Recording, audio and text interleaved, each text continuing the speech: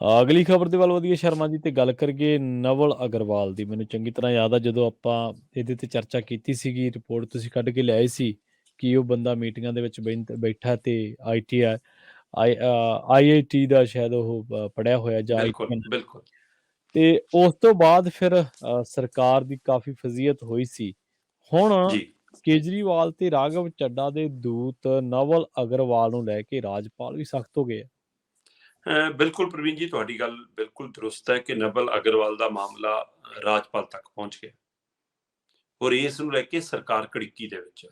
ਜੀ। ਅਸਲ ਦੇ ਵਿੱਚ ਨਵਲ ਅਗਰਵਾਲ ਨੇ ਜਿਵੇਂ ਪੁਲਿਸ ਅਧਿਕਾਰੀਆਂ ਨਾਲ, ਚੀਫ ਸੈਕਟਰੀ ਨਾਲ, ਵੱਖ-ਵੱਖ ਵਿਭਾਗਾਂ ਦੇ ਮੰਤਰੀਆਂ ਨਾਲ ਬੈਠਕਾਂ ਕੀਤੀਆਂ ਤੇ ਉਹਨਾਂ 'ਚ ਫਾਈਲਾਂ ਫਰੋਲੀਆਂ, ਸਾਰਾ ਕੁਛ ਹੋਇਆ। ਉਹ ਫਾਈਲਾਂ ਚੈੱਕ ਕਰਦੇ ਨੇ ਜੀ, ਕਮਰਾ ਅਲਾਟ ਹੈ ਜੀ, ਉਹਦੇ ਨਾਲ ਟੀਮ ਰੱਖੀ ਹੋਈ ਹੈ ਜੀ, ਉਹ ਸਾਰਾ ਕੁਛ ਬਾਹਰ ਆ ਗਿਆ।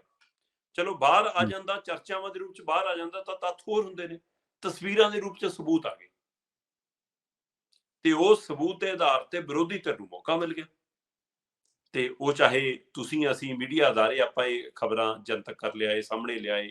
ਉਹ ਜੀ। ਗੱਲਾਂ ਬਾਹਰ ਆਉਣ ਤੋਂ ਬਾਅਦ ਵਿਰੋਧੀ ਧਿਰਾਂ ਨੇ ਉਹ ਦਸਤਾਵੇਜ਼ ਇਕੱਠੇ ਕਰ ਲਏ ਤੇ ਉਹ ਫੋਟੋਆਂ ਦਿੱਲੀ ਕੇਂਦਰ ਸਰਕਾਰ ਨੂੰ ਵੀ ਭੇਜਤੀਆਂ ਕਹਿੰਦੇ, ਤੇ ਨਾਲ ਦੀ ਨਾਲ ਉਹਨਾਂ ਨੇ ਪੰਜਾਬ ਦੇ ਰਾਜਪਾਲ ਨੂੰ ਜਾ ਕੇ ਖੁਦ ਪ੍ਰਤਾਪ ਬਾਜਵੇ ਹੋਰਾਂ ਨੇ ਉਹ ਦਸਤਾਵੇਜ਼ ਪੂਰੇ ਸੌਂਪਤੇ। ਠੀਕ ਹੈ। ਤੇ ਰਾਜਪਾਲ ਨਾਲ ਤਾਂ ਪਹਿਲਾਂ ਹੀ ਪੰਜਾਬ ਸਰਕਾਰ ਦਾ 36 ਦਾ ਅੰਕੜਾ ਜੀ। ਹੂੰ। ਤੇ ਉਹਦਾ ਨਤੀਜਾ ਇਹ ਹੋਇਆ ਕਿ ਰਾਜਪਾਲ ਨੇ ਕਹਿੰਦੇ ਕਿ ਪੰਜਾਬ ਸਰਕਾਰ ਨੂੰ ਚਿੱਠੀ ਲਿਖੀ ਆ ਪ੍ਰਵੀਨ ਜੀ। ਠੀਕ ਹੈ। ਮੁੱਖ ਮੰਤਰੀ ਭਗਵੰਤ ਮਾਨ ਨੂੰ ਪੰਜਾਬ ਦੇ ਰਾਜਪਾਲ ਨੇ ਚਿੱਠੀ ਲਿਖ ਕੇ ਜਵਾਬ ਮੰਗਿਆ ਕਿ ਦੱਸੋ ਕਿ ਸੰਵਿਧਾਨਕ ਤੌਰ ਦੇ ਉੱਤੇ ਇੱਕ ਚੁਣਿਆ ਹੋਇਆ ਜਿਹੜਾ ਵਿਅਕਤੀ ਨਹੀਂ ਹੈਗਾ, ਜਿਹੜਾ ਕੋਈ ਅਹੁਦਾ ਨਹੀਂ ਰੱਖਦਾ, ਜਿਹੜਾ ਕੋਈ ਅਧਿਕਾਰੀ ਨਹੀਂ ਹੈਗਾ, ਉਹ ਪੰਜਾਬ ਦੀਆਂ ਸਰਕਾਰੀ ਬੈਠਕਾਂ ਦੇ ਵਿੱਚ ਕਿਵੇਂ ਬੈਠ ਰਿਹਾ ਤੇ ਇਸ ਦਾ ਜਵਾਬ ਮੰਗਿਆ। ਤੇ ਹੁਣ ਕੋਈ ਮੂੰਹ ਜਵਾਨੀ ਗੱਲ ਹੁੰਦੀ ਤਾਂ ਮੁੱਕਰ ਜਾਂਦੇ, ਹੁਣ ਫੋਟੋਆਂ ਤੋਂ ਕਿਵੇਂ ਮੁੱਕਰਨਗੇ?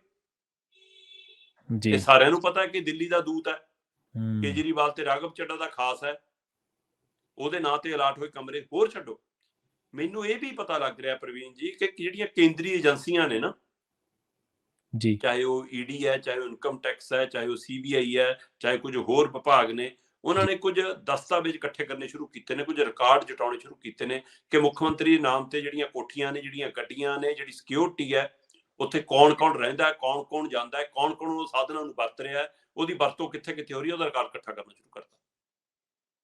ਤੇ ਇੱਧਰ ਆ ਨਵਲ ਅਗਰਵਾਲ ਦੇ ਮਾਮਲੇ ਦੇ ਵਿੱਚ ਜੇਕਰ ਮਤਲਬ ਕਿ ਰਾਜਪਾਲ ਨੇ ਵੀ ਇਸ ਮਸਲੇ ਨੂੰ ਕੋਈ ਕੇਂਦਰ ਨੂੰ ਧਿਆਨ 'ਚ ਲਿਆਂਦਾ ਤਾਂ ਇਹ ਮਾਮਲਾ ਗੰਭੀਰ ਹੋ ਸਕਦਾ, ਕਿਉਂਕਿ ਇੱਕ ਪਾਸੇ ਰਾਜਪਾਲ ਹੋਰੀ ਪੈਰਲਰ ਆਪਣੇ ਹਵਾਲੇ ਨਾਲ ਪੰਜਾਬ ਦੇ ਦੌਰੇ ਕਰਨ, ਵਿਵਾਦਾਂ 'ਚ ਚਰਚਾ 'ਚ ਆਏ ਸੀ, ਤੇ ਹੁਣ ਇੱਕ ਵਾਰ ਫੇਰ ਉਹਨਾਂ ਨੇ ਫੈਸਲਾ ਕੀਤਾ ਕਿ ਮੈਂ ਸਰਹੱਦੀ ਖੇਤਰਾਂ ਦਾ ਦੌਰਾ ਕਰਨਾ ਤੇ ਉੱਥੇ ਦੀਆਂ ਪੰਚਾਇਤਾਂ ਨਾਲ ਬੈਠਕਾਂ ਕਰਨੀਆਂ। ਕਹਿੰਦੇ ਦੁਬਾਰਾ ਉਹਨੇ ਐਲਾਨ ਤਾ, ਦੁਬਾਰਾ ਪ੍ਰੋਗਰਾਮ ਬਣ ਗਿਆ ਨਵੇਂ ਸਿਰੋਂ ਕਿ ਉਹ ਸਰਹੱਦੀ ਖੇਤਰ ਦਾ ਦੌਰਾ ਕਰਨਗੇ ਤੇ ਦੌਰਾ ਕਰਕੇ ਪੰਚਾਇਤਾਂ ਨਾਲ ਬੈਠਕਾਂ ਕਰਨਗੇ ਤੇ ਉਹਨਾਂ ਤੋਂ ਜਾਣਕਾਰੀ ਲੈਣਗੇ ਕਿ ਤੁਹਾਡੀਆਂ ਦਿੱਕਤਾਂ ਕੀ ਨੇ, ਤੁਹਾਡੀਆਂ ਸਰਹੱਦੀ ਖੇਤਰ ਦੀਆਂ ਮੁਸ਼ਕਲਾਂ ਕੀ ਨੇ, ਤੇ ਨਸ਼ੇ ਦੇ ਮਾਮਲੇ ਦੇ ਵਿੱਚ ਕੰਟਰੋਲ ਕਿੱਥੇ ਹੋਣਾ ਚਾਹੀਦਾ, ਕਿੱਥੇ ਖਾਮੀਆਂ ਨੇ, ਸਰਕਾਰ ਕੀ ਕਰਦੀ ਹੈ। ਤੇ ਇਸ ਮਾਮਲੇ 'ਚ ਸਰਕਾਰ ਦੇ ਖਿਲਾਫ ਇੱਕ ਹੋਰ ਰਿਪੋਰਟ ਤਿਆਰ ਹੋ ਸਕਦੀ ਹੈ। ਇੱਕ ਪਾਸੇ ਨਵਲ ਅਗਰਵਾਲ, ਦੂਏ ਪਾਸੇ ਰਾਜਪਾਲ ਦੇ ਦੌਰੇ। ਇਹ ਪੰਜਾਬ ਸਰਕਾਰ ਲਈ ਨਵੀਂ ਮੁਸੀਬਤ, ਇਹ ਕਾਨੂੰਨੀ ਤੌਰ ਤੇ, ਸੰਵਿਧਾਨਕ ਤੌਰ ਤੇ ਮੁਸੀਬਤ ਖੜੀ ਹੋ ਸਕਦੀ ਹੈ ਪ੍ਰਵੀਨ ਜੀ।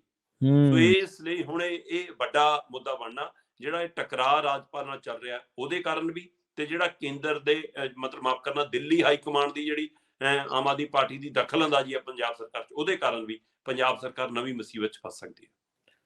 ਜੀ ਬਿਲਕੁਲ, ਇਹਦਾ ਟਕਰਾਅ ਤਾਂ ਮੁੱਢ ਤੱਕ ਤੁਹਾਨੂੰ ਪਤਾ ਹੈ, ਜਦੋਂ ਮਾਈਨਿੰਗ ਦੇ ਬਾਰੇ ਰਾਜਪਾਲ ਸਾਹਿਬ ਬੋਲ ਰਹੇ ਸੀਗੇ ਉਦੋਂ ਹੀ ਵੱਜਿਆ ਹੋਇਆ ਸੀ, ਔਰ ਉਹ ਫਰਵਰੀ ਮਾਰਚ ਤੋਂ ਹੀ ਸਰਗਰਮ ਨੇ ਸਰਹੱਦੀ ਇਲਾਕਿਆਂ ਦੇ ਵਿੱਚ।